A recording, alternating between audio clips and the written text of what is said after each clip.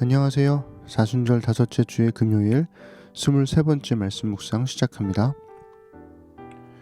오랜 친구들과의 단톡방이 하루 종일 소란스러웠습니다. 우여곡절 끝에 싸이월드 앱이 다시 나왔거든요. 제일 먼저 접속한 친구는 마치 타임머신 캡슐을 열듯 젊은 날의 사진들을 올리기 시작했습니다.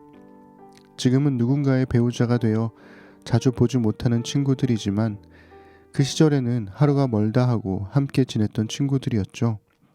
문제는 한 친구가 과거의 연인들과 함께 찍은 사진들을 올리면서 시작되었습니다. 그 친구는 마치 시한폭탄을 여는 것 같다며 앱을 다운받으면 무조건 비공개하라고 경고했습니다. 그저 그리운 추억이 아니라 우리의 흑역사가 고스란히 담겨 있기 때문이죠. 과거의 부끄러운 모습을 드러내고 싶은 사람은 없습니다. 오죽하면 다이어트를 하거나 성형을 해서라도 과거의 자신을 지우고 싶어 할까요? 최고의 인기를 얻던 연예인들이 과거의 잘못 때문에 순식간에 대중의 외면을 받는 일도 많습니다. 높은 위치에 있는 사람일수록 부끄러운 과거를 숨기고 싶어 하죠. 하지만 성경은 정반대의 길을 선택합니다. 예수님의 수제자였던 베드로를 생각해 보세요. 그는 예수님의 부활과 승천 이후 예루살렘 교회의 지도자가 되었습니다. 예수님을 직접 경험했던 증인으로서 그의 위치는 중요했습니다. 오죽하면 카톨릭의 교황을 베드로의 후계자라고 부르겠어요. 그런데도 성경은 예수님을 모른다고 부인했던 베드로의 흑역사를 고스란히 기록했습니다. 베드로나 이후 교회의 지도자들도 성경에 기록된 베드로의 흑역사를 없애려 하지 않고 그대로 두었습니다. 왜 그랬을까요? 기독교는 죄를 용서하고 회복하는 예수님의 사랑에 바탕을 두고 있습니다. 사람들은 베드로가 예수님을 모른다고 부인하는 이야기를 알고 있지만 그런 베드로를 끝까지 사랑하시는 예수님의 사랑을 기억하고 감동하죠. 그게 나의 이야기가 될 수 있으니까요. 나 같은 사람도 예수님의 사랑을 받을 수 있다는 증거가 되니까요. 오늘은 마태복음 26장 69절부터 27장 10절까지 읽어드릴게요. 베드로가 바깥들에 앉았더니 한 여종이 나와 이르되 너도 갈릴리 사람 예수와 함께 있었도다 하거늘 베드로가 모든 사람 앞에서 부인하여 이르되 나는 네가 무슨 말을 하는지 알지 못하겠노라 하며 앞문까지 나아가니 다른 여종이 그를 보고 거기 있는 사람들에게 말하되 이 사람은 나사렛 예수와 함께 있었도다 하매 베드로가 맹세하고 또 부인하여 이르되 나는 그 사람을 알지 못하노라 하더라.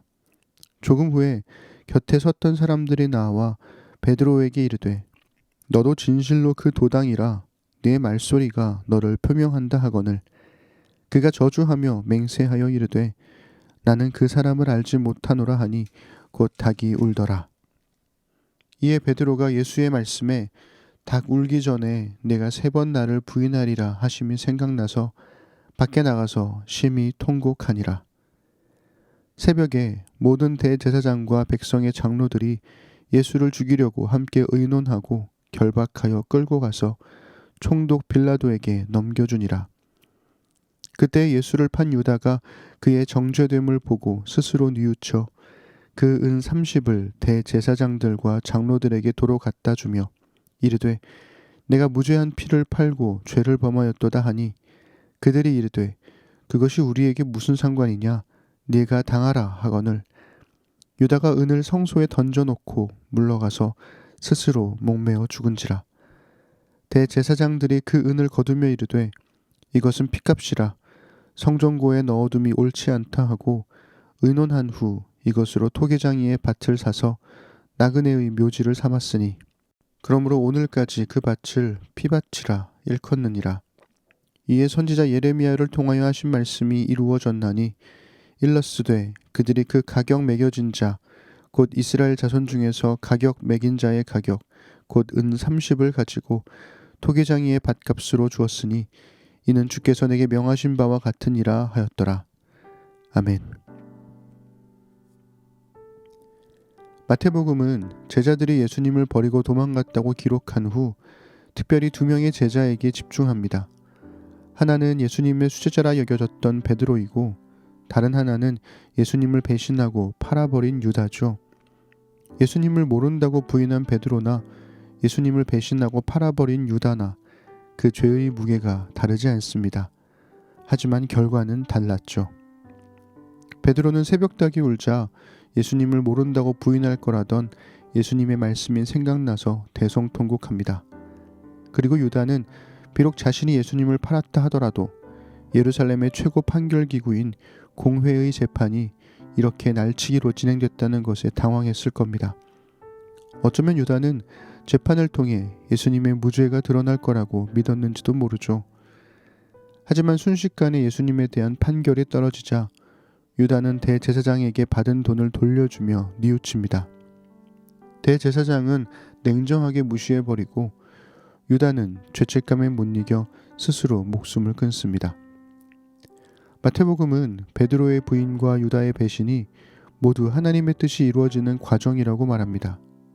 이 모든 일들 하나하나가 예수님의 십자가 죽음을 완성하는 퍼즐 조각이라고 말이죠. 하지만 여기엔 우리가 놓치지 말아야 할 조각이 하나 더 있습니다. 바로 대제사장들과 장로들의 뻔뻔함입니다. 그들은 유다가 돌려준 은 30이 죄 없는 사람의 핏값이라는 것을 알았습니다. 그래서 성전 금고에 넣지도 않았죠. 그런데도 잘못된 판결을 되돌리려 하지 않습니다. 예수님이 하셨던 말씀처럼 하루살이는 걸러내고 낙타는 삼키는 사람들이었던 겁니다. 죄를 알고도 돌이키지 않는 뻔뻔함, 죄라는 걸 알면서도 끝까지 밀고 나가는 뻔뻔함, 그것이야말로 사람의 원죄가 가진 특징이 아닐까요? 그러나 예수님은 베드로의 부인과 유다의 배신, 그리고 종교 지도자들의 뻔뻔한 죄를 다 짊어지고 십자가로 향합니다. 그 사랑에 압도됩니다.